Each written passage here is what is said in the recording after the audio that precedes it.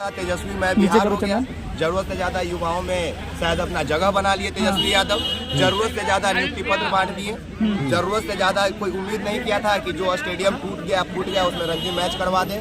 वहाँ मैच हो जाता है, मेडल वालों को नौकरी दिया जाता है, जातीय जनगणना होता है, 75% आरक्षण बढ़ा दिया जाता है और हर तरफ ये बातें चलती है कि तेजस्वी के आने से हो गया। नीतीश जी कहीं न कहीं गुमनाम हो जाते हैं। सिर्फ तेजस्वी, हाँ यही हुआ था, सिर्फ तेजस्वी। आप लोग क्रेडिट ले रहे थे ना। देखिए जब आप गांधी मैदान में गए होंगे, सरकार क्रेडिट ले रहा जब बढ़ रहा था, आप लोग सभी लोग कवर करने गए होंगे, तो इस चीज को गौर किए होंगे कि जो बैनर बाहर में लगता था या कहीं पे भी, वहाँ नीतीश कुमार सिर्फ होते थे। मतलब दोनों लोगों में ये हो रहता था कि हम आगे या हम कर रहे हैं, इनडायरेक्टली ये दिखाने का कोशिश होता था। मेन स्ट्रीम मीडिया पे अगर नीतीश कुमार जी को चलाया जाता था कि नीतीश जी की वजह से रोजगार मिल रहा है, नौकरी मिल रहा है, तो सोशल मीडिया पे तेजस्वी यादव जी का जयकार लगता था। तो ये वजह हो सकता है। दूसरा वजह ये भी हो सकता है कि कई वरिष्ठ पत्रकारों का आप विश्लेषण को अगर पढ़े कायदे से, तो कहा जा रहा है कि नीतीश कुमार जी के कई नेताओं के बड़े फाइनेंसर के ऊपर ईडी का छापा पड़ रहा था और एक एमएलसी है नीतीश जी के, उनको गिरफ्तार भी किया गया था और उनके पास एक लाल डायरी मिली थी। लाल डायरी के बाद पूरा मसला बदल गया, क्योंकि नीतीश कुमार ही हैं जो इंडिया अलायंस को मजबूत कर रहे थे, लोगों को जोड़ रहे थे, पटना में मीटिंग करवा दिए थे। ममता बनर्जी को अरविंद केजरीवाल से मिलवाना हो, चाहे अखिलेश यादव को, ममता बनर्जी को, लालू यादव जी को, सबको एक मंच पे लाने का काम कौन कर रहे थे? नीतीश जी। अब देखिए नवंबर तक उनके रिलेटिव के ऊपर ईडी का छापा पड़ता है।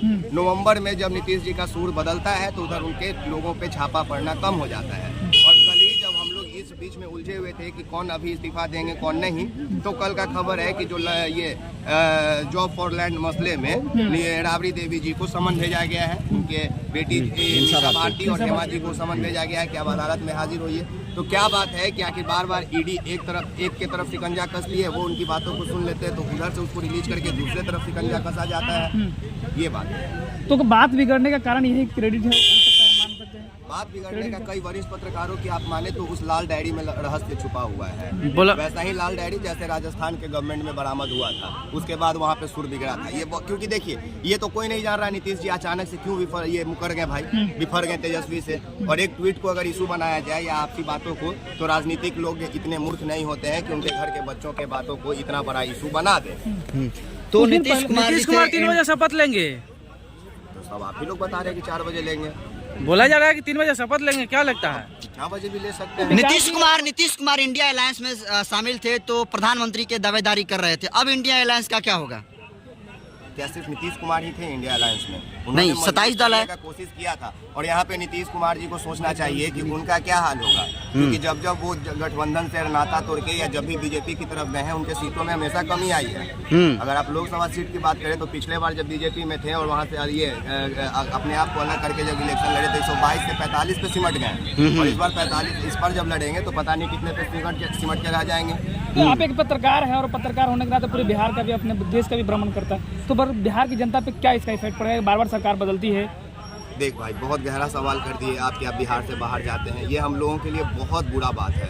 आपको पता है सभी लोग ये कह रहे हैं कि एक कालिक पोत दिया गया है बिहार के जनता के ऊपर, क्योंकि सोचो कि अगर हम लोग वोट देते हैं, हम पत्रकार हैं, साथ में बिहार के बेटा भी तो हैं, बिहार के देश के नागरिक भी हैं, आप ही जैसे युवा भी हैं। कोई भी आदमी आज के टाइम पे हम लोग में से किसी की माँ चाहती है कि मेरा बेटा जो है वो माइक लेके किसी भी नेता मंत्री के आगे दर दर भटके? नहीं।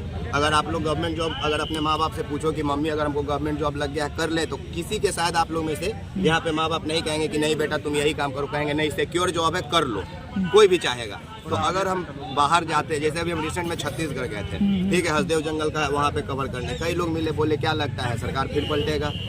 तो जहाँ पे हमारी सिर्फ पलटने की बात होती है, तो वहाँ पे ये हमारे लिए दुर्भाग्य है कि हम जैसे युवा, कई बुजुर्ग, यहाँ पे 3 ही बेस पे वोट होता है किसी को भी, या तो रिलीजन के बेस पे, या डेवलपमेंट के बेस पे, या तो फिर जाति और धर्म देख के। तो अगर आप किसी को, अगर कोई बदल जाता है तो सिर्फ वो नेता नहीं बदलते हैं, उनके साथ वो पूरा जनता का उम्मीद बदल जाता है। तो बिहार को किस बेस पे लिया जाएगा?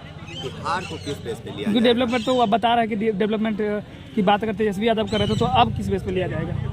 डेवलप कैसे लिया? सिर्फ विकास राज से बिहार नहीं है, 14 करोड़ की आबादी है, बहुत लोग उसमें वोट देते हैं, बहुत लोग उसमें वोट नहीं देते हैं।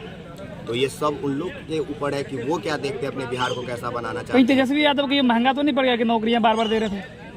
नहीं, तेजस्वी यादव के लिए हो सकता है कि ये बहुत अच्छा भी हो, क्योंकि अगर अभी आप बहुत कायदे से अगर जज करें तो एक देखें कि एक खेमे में बहुत गंभीर सा एकदम शालीनता वाला माहौल, एकदम शांत पड़ा हुआ है एक खेमा, कोई प्रतिक्रिया कोई क्रिया नहीं, किसी तरह का कोई बयानबाजी नहीं। कल भी जब विधायक दलों की बैठक हुई तेजस्वी यादव के आवास पे, तब जब विधायक जी लोग निकल के जा रहे थे तो बोले कि लालू यादव जी बोले हैं कि ऑल इज वेल है, और लालू यादव जी ही बोलेंगे, मतलब कि अब तेजस्वी यादव के हाथ में नहीं है, अब बागडोर को लालू यादव जी ले चुके हैं अपने हाथ में, और उनका निर्णय महत्वपूर्ण होता है। तो विकास जी सरकार तो गिर गई, अब आपको क्या लगता है 24 का चुनाव हो या फिर 25 का भी जो विधानसभा का चुनाव होने वाला हो, चंद्रशेखर आजाद और मायावती के साथ अलायंस करने की जरूरत है बिहार में? भाई हम भी आप ही के जैसे पत्रकार है, हम भी आप ही के जैसा फिर थोड़े देर एज ए जर्नलिस्ट क्या कहेंगे, जरूरत है? 85% बनाम 15% की अभी बात करते हैं, 90% की बात करते हम हैं। यही कहना चाहेंगे कि इस बिहार में एक अचानक से 1.5 साल में बहुत उत्साह आ गया था, ठीक है, हर कभी भी पता चलता था, पत्रकारों के पास खबर आ गया था,